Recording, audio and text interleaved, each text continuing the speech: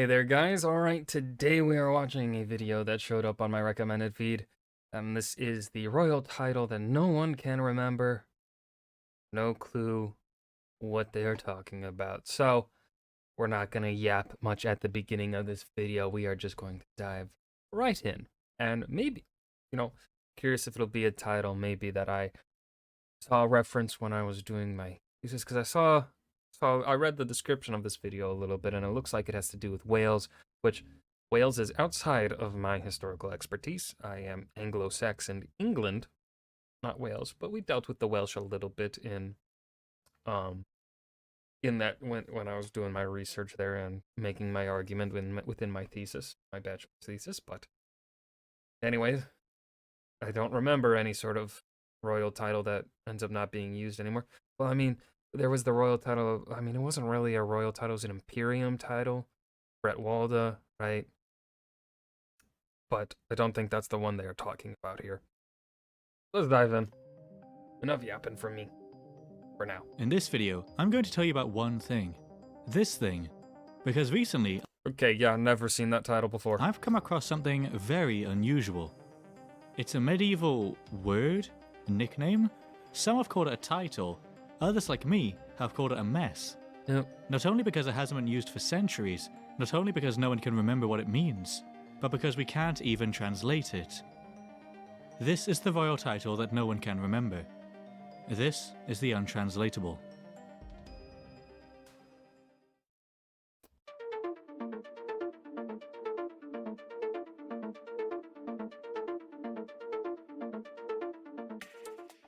But first, a word from me. Several actually, because this is my video, and that's how it works. So, what is this thing? Well, the most basic answer is that it's a word in Welsh. And it's not some ancient forgotten one like you might expect. I mean, I couldn't tell that this was Welsh. With the W after a G. I mean, we have, Gwen. But that's a name. Anyways. To the topic like this. I mean, an L immediately after the W? That's a sign of Welshness. It's still used today, where it means rustic or rural, a combination of the Welsh word for country, gwlad, and a suffix denoting an adjective, basically country-like. One problem though, 1,600 years ago, this seems to have been applied to something else, something that's quite different, a person, because in medieval Wales, we can find 15 monarchs with this gwledig as their epithet. An epithet was used essentially like a nickname, usually describing where the ruler was from or some sort of distinct trait, for example tall, bald, greasy, bearded, or being from Gwynedd, the 4 traits that everyone must choose from at some point. So on the surface, they seem to be describing these rulers as country-like. However, this meaning only... Well, it looks like there's other words before gwledig. I don't know. I'm going to butcher the Welsh, I'm sorry. ...appears from 1604 onwards, first showing up in the dictionary of Sir Thomas Williams. Instead, for the previous 1,200 years, it seems to have been used to denote something else, something much harder to translate, and unfortunately for us, no one seems to have remembered what it originally meant. Well, hold on, give me the full context of the sentence in which it's being used, sir. So what we're left with then are these 15 gwledigion, all sharing a status, all sharing an epithet, all of which have had these lost to time. So to start, maybe it would be best if we took a look at what these royals had in common, in order to see what these medieval scribes and later modern theorizers had in mind when someone was gwledig. Maybe he's gonna get into it now. I see another word right there. I want to know what it is. These 15 men can be broadly divided, unless that's their names, which then that does not clear anything up. into 2 categories. The first are the ones that occur within Welsh mythology, are largely concentrated amongst only a few stories. In the tale of Branwen Fech Llyr, we meet a man named Erysoedd Oledig, who is the father of various characters in the story. In the passage known as Breuddwyd Rhonabwy, we can also find 3 characters named Gurthmul, a chancellor to King Arthur, Casnar, the father of various characters in several different stories, and Flydir. The last of these doesn't have this epithet here though, instead he gets it in our final story, Culhwch ac Olwen, where Casnar also reappears alongside 4 other individuals, Amlawdd and Coleddan Oledig, the grandfathers of our titular hero Culhwch, Duarath, the father of one of King Arthur's warriors, and Taredd, the father of the wicked king who was transformed into a boar and hunted by King Arthur. These 8 royals make up a little over half of our list. With all of these names being based in mythology, you might be surprised to learn that the other half of the list is made up of historical figures. We can split these 7 men into 2 groups: extraordinary violence and other. Of the others, we have Casanauth, a name that appears once in a genealogy, and Pedrwn, the father of a Welsh saint. Can you guess what the rest were known for? Ceredig Oledig, a king in the north of Britain, is suggested by the historian Peter Bartram to be the Caroctacus mentioned by St. Patrick, who chastised his violent action towards his fellow Christians. Cynedda Oledig was the probably mythologized ancestor of the Kingdom of Gwynedd in North Wales, the lead figure in a definitely real story where this kingdom just so happens to lay an ancestral claim to all of its neighbours by conquering half of the country and driving all of the Irish away. Cynan Oledig was the king of Powys in eastern Wales, famed for attacking literally all of his neighbours. Emrys Oledig was the Welsh translation of a man named Ambrosius Aurelianus, a son of Roman officials who, supposedly, helped the Britons fight off the Saxons for several years. And finally, we have Maxen Oledig, another Welsh translation. Okay, yes. Okay, so the thing that appears before Oledig is the name, I'm assuming, because that looks like Maxen right there. Of a Roman, this time Magnus Maximus, the usurping Roman emperor as described by Bartram, who controlled Britain, Gaul, and for a brief time, Rome.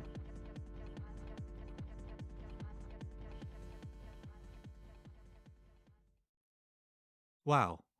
Okay, so far I have no guesses really as to what the historical meaning of the word. I mean, I want more information on, well, could it just be a word for warlord? No, because, well, these guys could all be warlords, lesser warlords. But I don't know enough about these guys to really, like, yeah. If we just had these 5, I think it could probably be seen as warlord, maybe.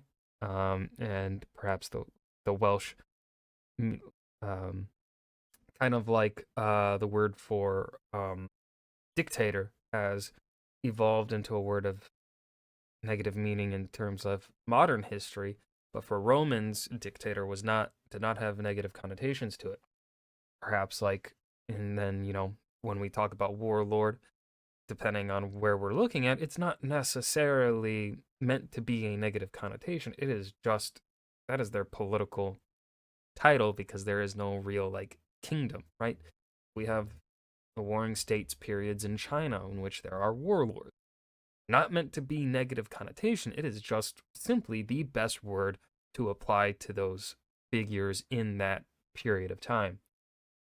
But perhaps in the Welsh context, if we only had the 5 here associated with extraordinary violence, perhaps then the Welsh word for warlord could just be negatively connotated, unlike English or whatever. I don't know.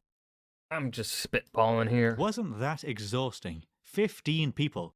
The last time I had to meet 15 people was when I crashed into a bus, but unlike that moment, what can we actually learn from all of this? Remember that Gwledig literally means country like today, but this doesn't seem to really translate here. What did these original authors intend? And what are some of the modern theories?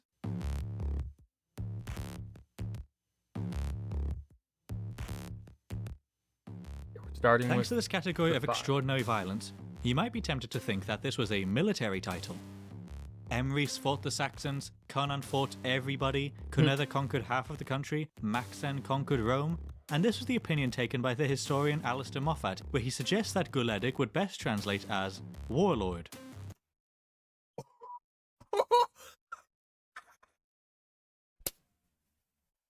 Oh, dude, I'm good. Holy shit. Now, of course, that does not mean that it is what it is, but the fact that I was able to get there to the same,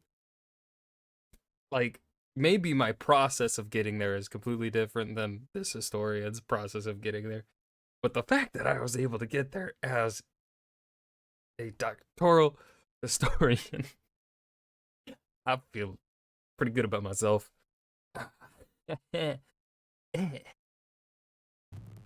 This would make sense with these 5 rulers, but it doesn't really track with the remaining 10.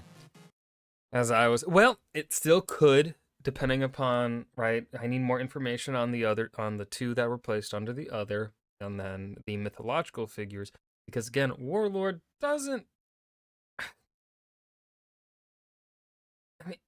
No, but then I feel like if warlord here was applicable the same way as it is in typical English, then this word would have been used a whole lot more, I feel, throughout Welsh history and chronology.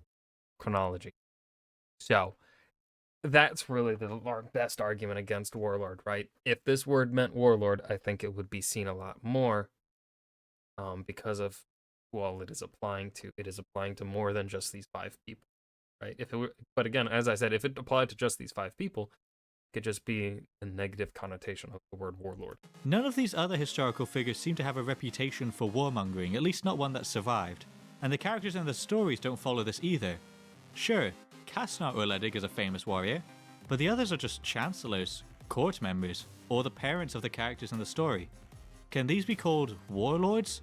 Poems praising Welsh leaders for their combat, such as Ir Gododdin, never use this word either. Furthermore, if Gwledig did just mean warlord, is this how the Welsh would translate it? As a metaphorical word meaning country-like? I don't think so, and other historians don't seem to have agreed with this translation. I mean, honestly, sometimes words can evolve in weird ways. Either, because over the past 200 years, this epithet seems to have stumped most. But I definitely think the speed in which, right, I don't think it would change from warlord to country like within the time span that we are working here. I feel like that would be, like, if we were dealing with a language before,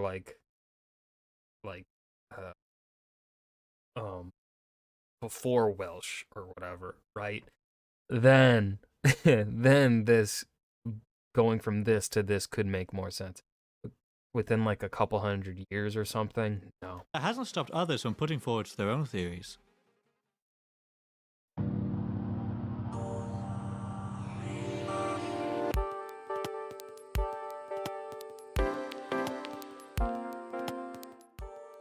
Two distinct schools of thought initially emerged. One, that Gwledig was some sort of designation of supreme authority, and two, that it was a translation of a Roman title. Big man supreme? No, but because I think, I mean, we already have essentially that word in regards to Brittonic history. Brett Walda, is one such word, and I don't think Weldic would be their version of Brett Walda. Can't remember if Brett Walda is an Anglo-Saxon word or if that is a Celtic word. Can't remember. Roman, I don't know enough. For that first one, we have Pugh in 1803 and McClure in 1877.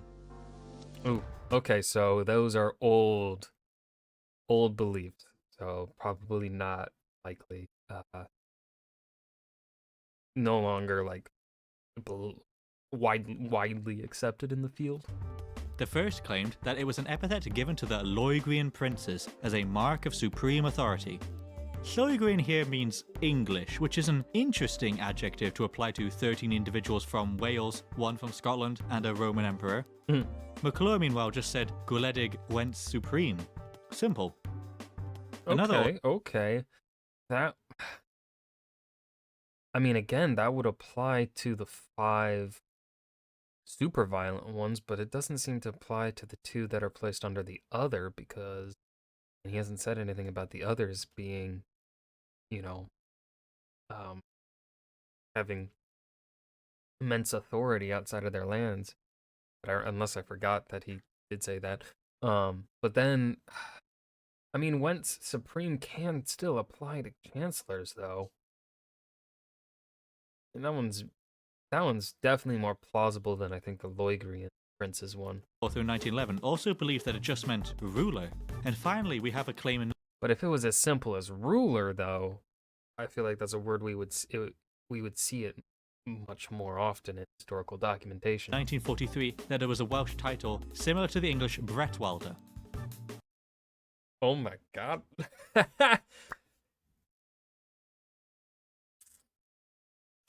We'll come back to these in a minute. For now, though, let's look at that second Y'all, I'm on a roll today. I'm on a roll with this video. camp. In 1878, one author claimed that Gwledig meant emperor. In 1882, we have a claim that it was a translation of Dux. In 1892, it was suggested that it was a translation of Dux Britanniarum. Okay, Dux Britanniarum is a bit plausible, but that would connect it to Bretwalda essentially. Not entirely, but also kind of, yes. But for Dukes, again, this is too simple of a word for it to only apply to so few people throughout Welsh history. The military leader of Britain. In 1909, the Welsh historian Arthur Wade Evans stated that there can be little doubt that Gwledig is a Welsh rendering of a Roman title. Well, that doesn't help at all, you fuck. And finally, in 1905, someone claimed that it was a translation of Aurelianus. Remember Emrys Gwledig, the Welsh version of Ambrosius Aurelianus? Oh? Yeah, him. Do you remember the other 14 people who aren't called Aurelianus? Apparently this guy didn't. Okay, but... Alright. Things could be applied later on in history, right? Unless, of course, unless these guys all had these titles bestowed upon them in documentation that is older than Ambrosius Aurelius, okay?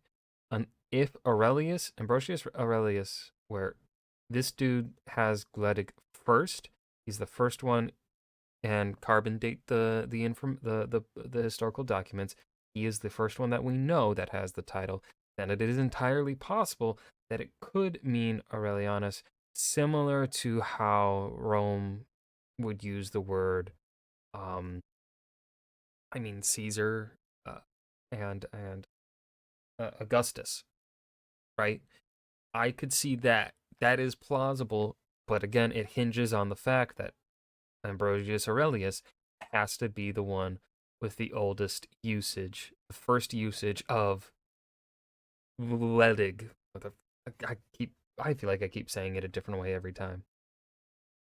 But I'm going to assume here that Ambrosius Aurelius is not the first time that title is used. So, as you can see, these were the two big ideas on what this could mean. Some mark of supremacy, or one that was a translation of something like emperor or dux. The latter is one you can find online occasionally, with claims that it meant imperator, and the Wikipedia article on Cynydda cites Wade Evans, saying that Gwledig seems to have been applied to some official or claimed position within Roman hierarchy. As you might expect though, I'm about to say that, unfortunately, this has come under some criticism recently.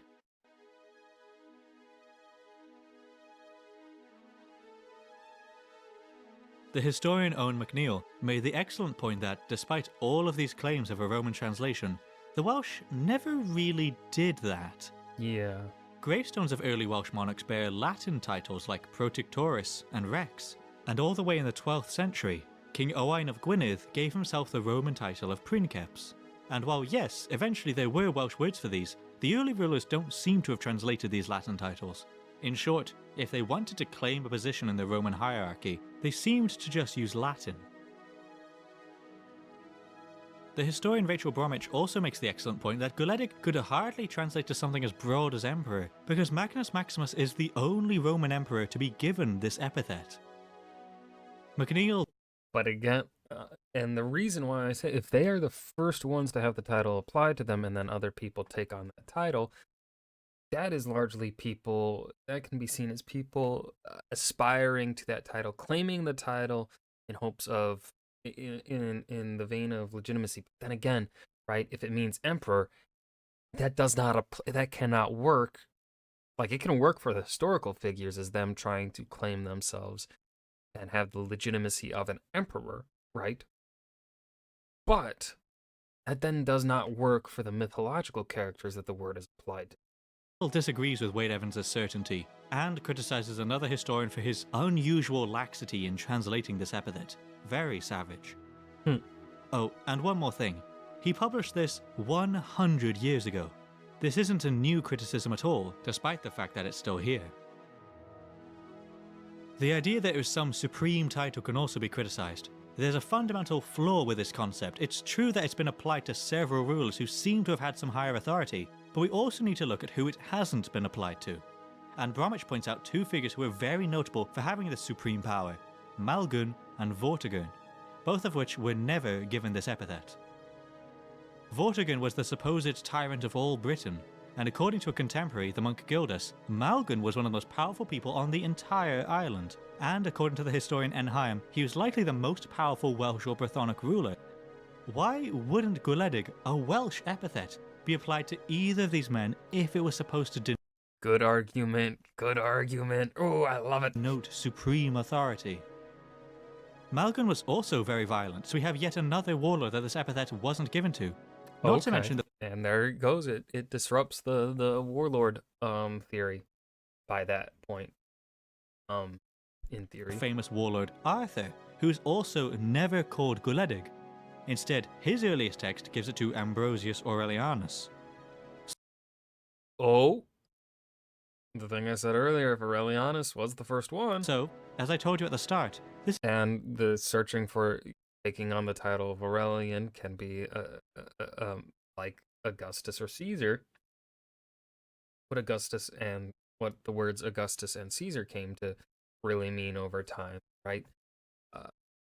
And same with Brett Walda, a title that they may not actually have, but one that they latch onto for an attempt at legitimacy, right? They feel that by claiming this title, attaching to themselves, that they can claim some legitimacy or something. I don't know if I'm explaining that well. has given historians a lot of difficulty. We can theorize translations based on people it has been applied to, but when you look at similar figures who it hasn't, it all falls apart. So, after all that, what can we glean from Gwledig?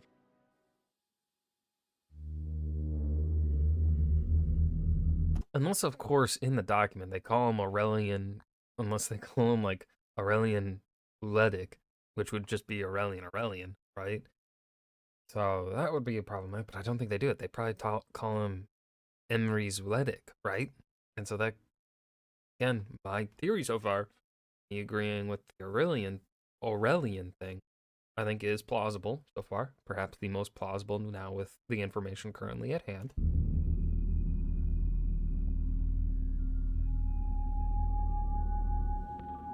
Huh. What's that doing there? Merlin's Cave? Anyway, we've seen that despite all of this supposed certainty, the idea of Gwledig being a Roman translation hasn't been popular for a century. We've also seen that it doesn't really seem to donate some sort of higher rule or supremacy, since we have two figures who did hold that power who aren't given this epithet. In fact, Cynedda, a leader who a couple of authors claimed as the first ever person to be called Gwledig, wasn't given this title for quite a Oh, damn it, never mind. Alright, so it was not Aurelian. while either. He's called this in a later genealogy despite also supposedly holding the supreme power over all of Wales. Meanwhile, the Geiriadur Prifysgol Cymru, the Welsh dictionary, does provide a definition for this word today, despite this uncertainty, but this has issues too. They define it as, and I'm paraphrasing here, a term applied to Brythonic rulers who defended Britain after the Romans left. But that also doesn't really seem to track. Cynan Wledig ruled in the 6th century, long after the Romans had left. Ceredig doesn't seem to have been doing much defending of Britain either, and Maxen Wledig... Well, hold on. That also doesn't really seem to track. Cynan Wledig ruled in the 6th century, long after the Romans had left. Ceredig But again, right, the specific thing, though, is after the Romans had left and when the Anglo-Saxons were coming in. doesn't seem to have been doing much defending of Britain either, and Maxen Wledig was a Okay, and there's the one that defeats it, Maxen. Roman. It could apply to Emrys, who helped the Britons fight the Saxons, but what about everyone else? They do provide a second definition, however, noting that it could possibly apply to leaders of native militia, which is the theory of the historian C.E. Stevens. They suggest that during and soon after the Roman period of Britain, the commanders of the local armies could have been given this nickname, which Bromwich connects to figures like Maxen, Emrys, Ceredig, and Cynedda. This sounds reasonable and makes sense, but once again, looking at who this hasn't been applied to brings up a lot of difficulty. Cunetha wasn't given this epithet until much later, and it's a very exclusive nickname, with plenty of other leaders from this time not being given it, despite the fact that they certainly must have had their own local armies following the Roman withdrawal. And all of this still doesn't explain the translation. Country-like. Why such an unusual metaphor? Zooming in and...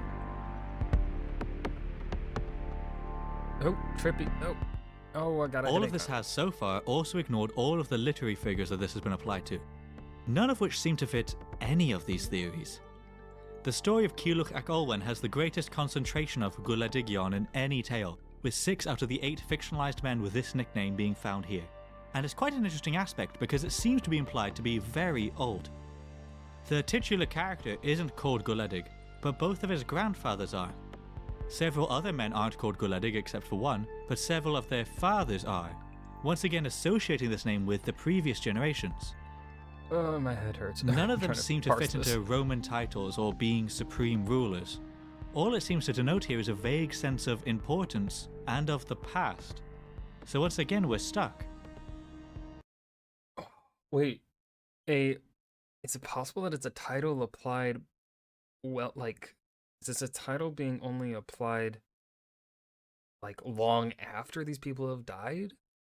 But no, then again, we run into the issue of, why isn't this then applied to the people, like, we run into the issue of who it's not applied to, in the same vein there. Ah, damn it. We can't know what these authors intended with this epithet. We don't even know what it means. Sure, we can literally translate it, but that does nothing. What makes someone country-like? And more importantly, what doesn't make someone country-like? Why? But again, right, the literal language changes over time.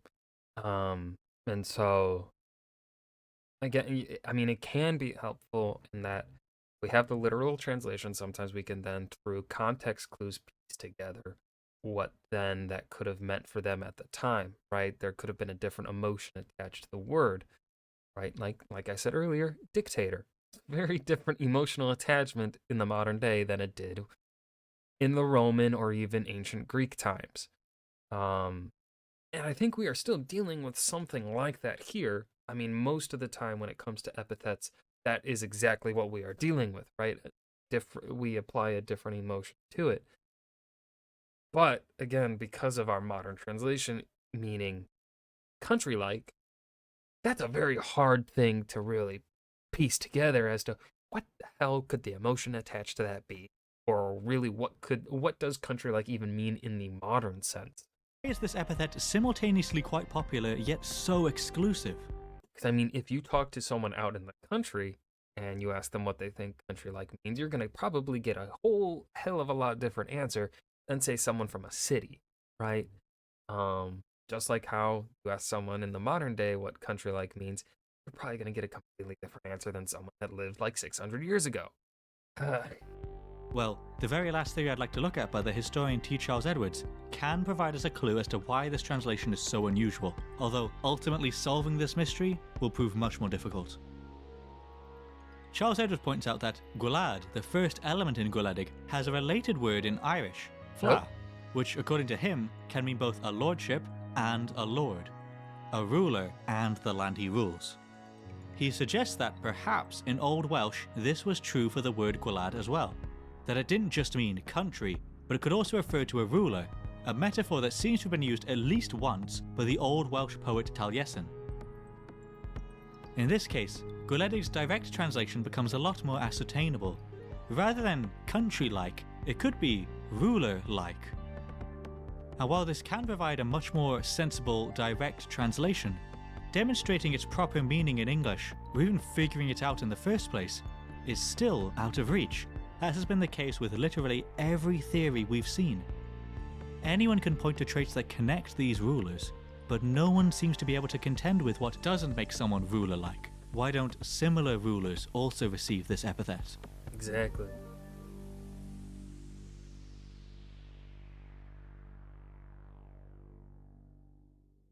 Better not end here. I need more. Or we can pick up on, really, was that this was an epithet, a potential title given to rulers soon after the Roman withdrawal of Britain, and we don't really know why. In stories, it's associated with famous fighters, yet other warriors aren't called this. Major warmongers are nicknamed Guledig, yet other conquering generals are ignored by it. Powerful men, including an emperor of Rome, are given this title, yet some of the most supreme rulers in Britain are passed over. We can't really hope to understand a metaphor used by writers over 1,500 years ago. Wait, but could it mean, okay, so could it simply just, maybe, what if it means like country like in the vein of someone who perhaps the metaphorical sense in which it is being used is to try and get across the feeling that these specific people are people who love their country. And perhaps the writers that applied Ledig to these figures in history believe them to be ones that like were active, were the most supportive of a Welsh identity, a strong Wales or something. Because again, and I mean, if we apply that to the immediate post-Roman collapse, that could be a good thing for political propaganda to apply, because we are dealing with a complete socioeconomic collapse inside of the British Isles with Rome leaving, right? With Rome's departure. And so, I mean, that one's, could that be plausible?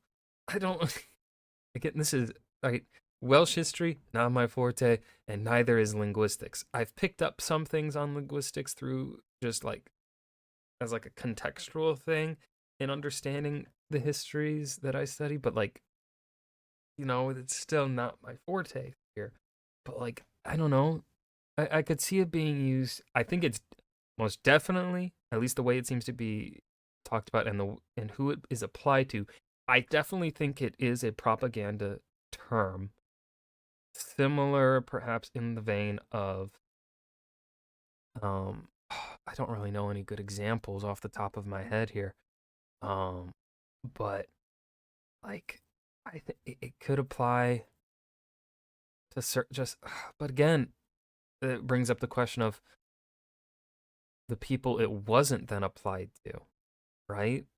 During that same time period. Like if it was a consistent thing applying to every single ruler from certain date to a certain date, then we could definitely have that. But I don't think, but again, I mean, I feel like maybe I'm close. I don't, I'm trying But here. in a way, through the course of this video, you can understand what they were getting at. This strange, exclusive club, whose members seem really similar to the people being excluded, is so elusive, but it's not completely unknown. You've seen that it was some marker of greatness I'm somehow. going with my guess. What's really interesting in that it was a post-Roman collapse propaganda word applied to certain figures to instill this sense of unity and Welshness and legitimacy. But then again, why doesn't it apply to... My opinion is that it's also a marker of the past. In Culhwch ac Olwen, it essentially demonstrates a whole theme that would be lost without any of this knowledge of Welsh. Gwledig is a rare name amongst the younger men of this story. It's much more commonly associated with their forefathers. Whatever quality these men possessed, it seems to be almost entirely gone. Whatever made them ruler-like has not been passed down the generations. This story has something to say about the loss of some attribute, but we don't know what this attribute Fucking Tolkien-esque right there, storytelling. was. Just like the meaning of Gwledig being lost to us today, the quality of what made someone Gwledig was lost to the medieval Welsh too, both in their real rulers who quickly stopped receiving. Okay, 6th century, so that'd be 500s. That wouldn't be, I mean, the 600s was still when, I mean, really, I'm trying to remember Anglo-Saxon monarchy. I mean, around the 600s, to the 7th century, I think the Anglo-Saxon monarchs start to become more dominant in the politics, geopolitics of Britannia. But still, Receiving this epithet, and in their stories too. Whatever made someone goledig was simultaneously a rare but achievable trait. It was for some warriors, for some conquerors, for some rulers, but not for the figures of the present. Goledig was a marker of the past and became such a fixture of the past that we cannot remember what it meant. Keyleth's grandfather possessed this name, and his descendants forgot it. Thank you for watching. oh, another video with the sources listed right at the end. 10 out of 10. This video was great. I was thoroughly enthralled. Man, I yapped a lot. We got a lot of yapping videos recorded this weekend. Oh man. Let me know your guys' thoughts and perhaps which ones you agree the most with down in and the ones you disagree the most with down in the comments below. And I will see you guys in the next video. Peace.